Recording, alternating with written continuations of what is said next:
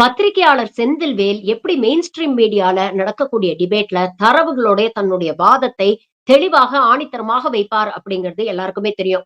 Debate பேனல்ல Senthilvel இருக்கார் அப்படின்னா, மற்ற பேனலிஸ்ட் எல்லாம் கொஞ்சம் யோசிச்சு தான் தங்களுடைய வார்த்தைகளை பதிவு பண்ணுவாங்க.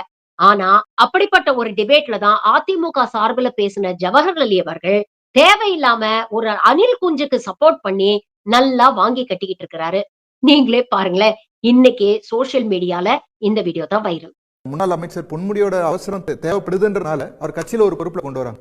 இன்னைக்கு அவரு பெண்ணை பத்தி தப்பா பேசுறது, பெண்களை இழிவுபடுத்துனதெல்லாம் மறந்து போச்சா, இதாகி போச்சான்னு தெரியும். சூப்பர். எதுக்கு இப்ப இவருக்கு போய் நீங்க கை தட்டுறீங்க?